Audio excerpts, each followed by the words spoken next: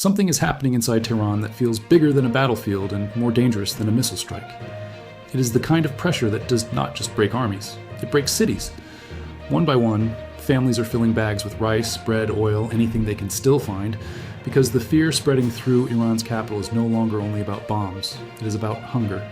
It is about empty shelves. It is about a government under siege telling the most powerful country on earth that it will not kneel, will not back down, and will not accept talks that look anything like surrender. But here's the question, now hanging over the region like smoke. If Tehran refuses to bend while the streets grow more desperate, what happens when a capital of millions starts running out of time, patience, and food? The first shock was not a single explosion. It was the realization that this crisis was moving faster than anyone expected. In Tehran, people who had already lived through sanctions, inflation, blackouts, and political crackdowns suddenly found themselves listening for something new. Not just warplanes, not just sirens, the sound of scarcity. Residents began stocking up on essentials. Prices jumped. Shops near damaged areas shut their doors.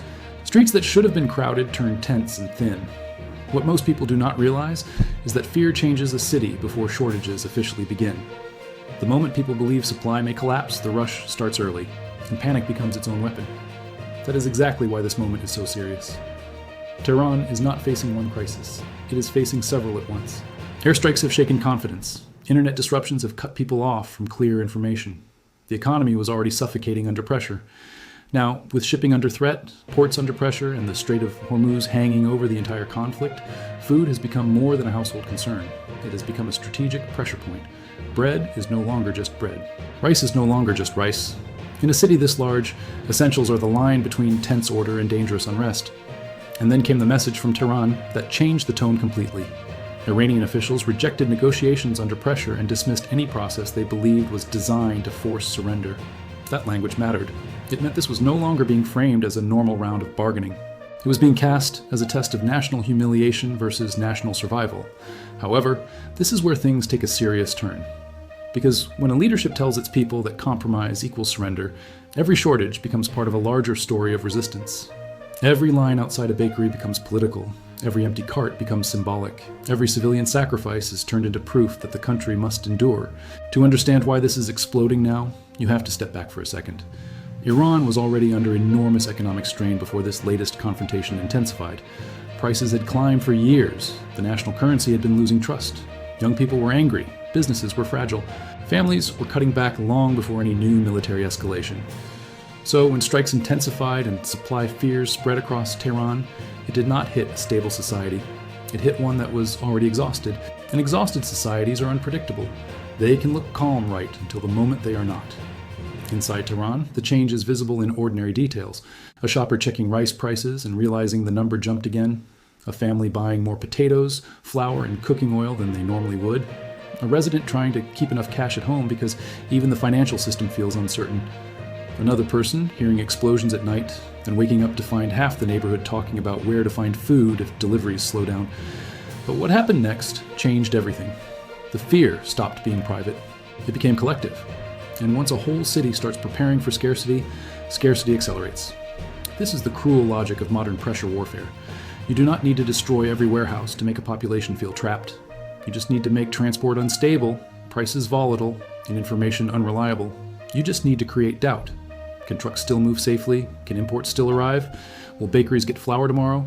Will medicine disappear next week? Will the ports stay open? Can the internet be trusted? No one needs all the answers to panic. They only need enough uncertainty to start hoarding. At the center of this storm stands the Islamic Revolutionary Guard Corps, or the IRGC, the institution built not only to defend the regime, but to embody defiance. For years, the Guard has treated pressure from outside powers as both threat and opportunity. Threat because it can weaken the state, opportunity because it can rally the country around the language of siege. So, when the message went out that Iran would not accept talks conducted under threats and would not walk into surrender, the IRGC line was unmistakable. Endure, resist, turn pressure into proof of strength. But there's a brutal contradiction inside that message. Defiance sounds powerful on television. It feels very different when parents are wondering what will still be on store shelves next week. And that is where Washington may have been caught off guard. American pressure has often been designed around the assumption that economic strain can force movement at the top. But this time, the situation looks messier and more dangerous. Instead of quick capitulation, the pressure appears to have hardened Tehran's rhetoric while deepening civilian anxiety. That combination is combustible. On one side, officials refuse the language of surrender. On the other, ordinary people prepare for disruption they cannot control. The result is not a clean diplomatic advantage. It is a volatile waiting game with millions of civilians in the middle. The deeper danger lies beyond Tehran's supermarkets. Food insecurity in the capital is not just about hunger inside one city. It is about the signal it sends across the country.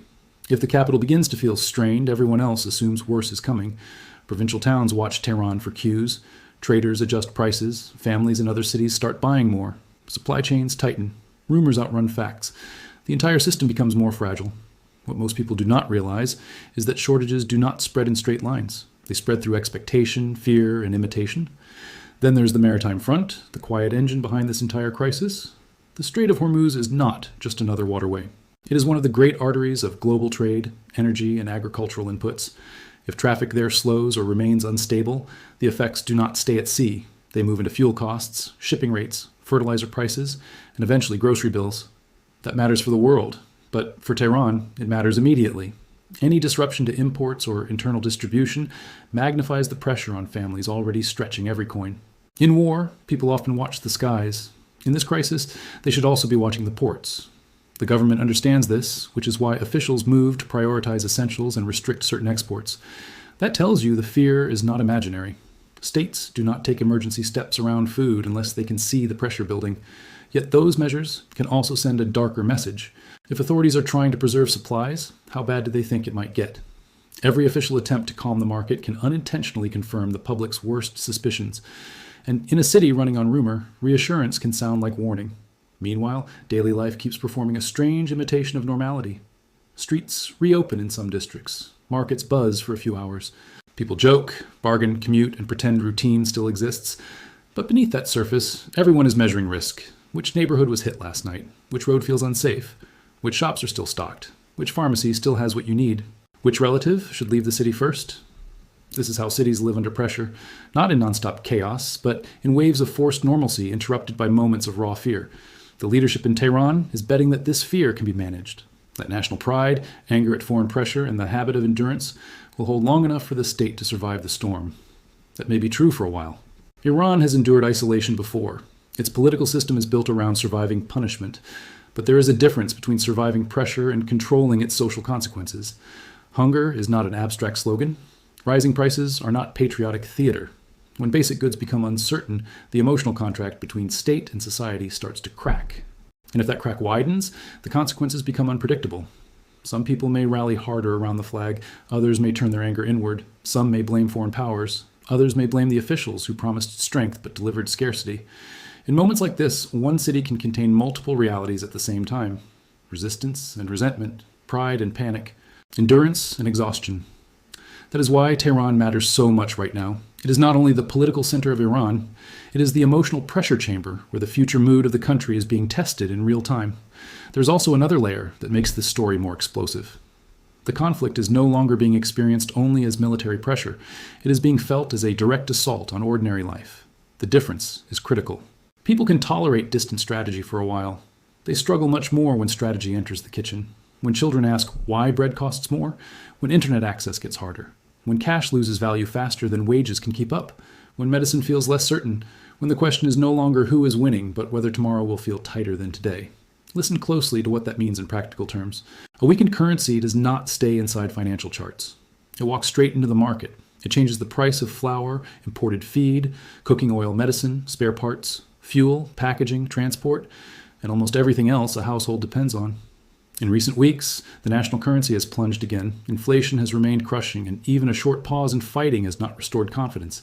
If anything, it has revealed how much pressure was already building under the surface. People who could not freely move money during the worst of the fighting rushed toward harder currencies the moment they could.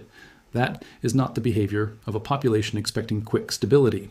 That is the behavior of a society bracing for more pain. The bread issue alone tells you how deep the anxiety runs. In a crisis, bread is never just another item. It is the emotional heartbeat of daily survival. When people start saying a loaf costs multiple times what it did before, the psychological effect is enormous. It tells workers their wages are shrinking by the day. It tells parents that every meal now comes with calculation. It tells shop owners that tomorrow's price may force another apology they cannot afford to give. And once bread becomes a symbol of decline, anger travels faster than any official statement. There's also the silent weapon of disconnection. Extended internet disruptions do more than block videos and messages. They break coordination, they damage small businesses, they isolate families from relatives in other cities. They make rumor stronger than fact. A shop owner cannot plan, a student cannot work, a translator cannot access a basic website, a restaurant owner cannot guarantee income for staff. Under those conditions, even people who survive materially begin to feel psychologically cornered. And a cornered public is not easy to predict. This is the hidden climax building beneath the military one. Not simply whether missiles fly again, but whether the state can keep everyday life functioning long enough to stop economic fear from turning into open political pressure. Because once people stop asking how to endure and start asking who made endurance necessary, the entire atmosphere changes, and nobody knows where it ends. This is why the phrase surrender matters so much. In geopolitical language, it sounds like negotiation theater. On the ground, it becomes something else. If leaders tell the public that talks equal surrender, then compromise becomes dishonor. But if hardship keeps spreading, refusal also carries a price. So the state locks itself into a dangerous narrative. Hold firm, even as daily life worsens. Reject humiliation, even if ordinary people absorb the cost. And the longer that narrative lasts, the harder it becomes to reverse without looking weak. However, this is where things take an even darker turn. Pressure campaigns are built on timelines. Governments believe they can outlast pain. Populations are forced to live inside it. If the military situation remains unstable and supplies continue to tighten, Tehran could face a second phase of crisis, not just fear of shortages, but visible shortage behavior everywhere. Longer lines, faster inflation, more shop closures, more people leaving if they can, more silence from those who cannot. The city would not collapse in one dramatic moment. It would tighten like a knot, and that knot could reshape the entire regional equation. Because if Tehran becomes the symbol of a capital under siege but still unbowed, the leadership may feel even less able to step back. It may calculate that conceding under visible pressure would destroy credibility at home and abroad. That is the paradox. The harsher the pressure becomes, the more politically costly compromise may appear. From the outside, it looks irrational. From the inside, it can feel inevitable. For the United States, this creates an uncomfortable dilemma. If pressure does not produce quick strategic compliance, then what exactly is it producing? A frightened population, a hardening regime narrative, a wider risk to shipping and regional stability, a global food and energy ripple, and a capital where every supermarket transaction now carries the tension of geopolitics. Even in Washington, that kind of escalation can shock planners who expected leverage to create clarity. Instead, the pressure has created fog, and fog is dangerous. Fog causes miscalculation. Miscalculation causes escalation. Escalation changes objectives. Suddenly, the issue is no longer just negotiating terms, military deterrence, or strategic posture.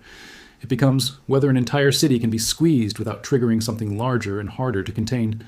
Street unrest, regional retaliation, maritime disruption, hardline overreaction, diplomatic collapse.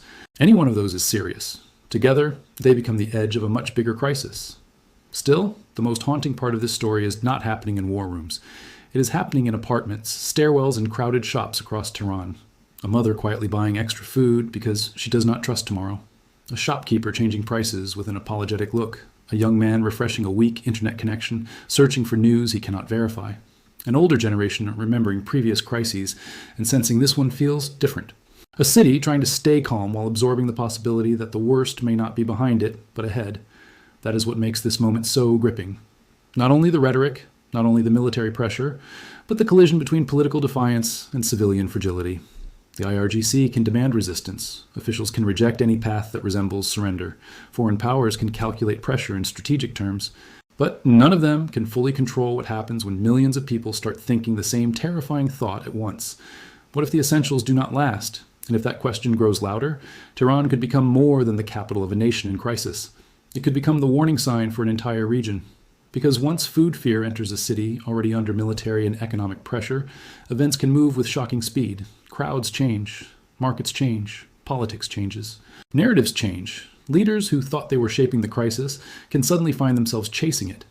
So this is where the story stands now. A capital under strain, a population stocking up, prices climbing, supply anxiety spreading, a leadership refusing any negotiation that smells like surrender, a strategic standoff turning inward into kitchens and cupboards and daily survival, and a world watching to see whether pressure will force a breakthrough or trigger something far more dangerous. Because the real turning point may not come from a speech, a summit, or even a strike. It may come the morning Tehran wakes up. The shelves look thinner, the lines look longer, and millions realize this crisis is no longer approaching. It has arrived. And if that day comes while defiance still rules the narrative, then the next move will not just decide the future of Tehran. It could decide how far this conflict is willing to go before someone finally blinks.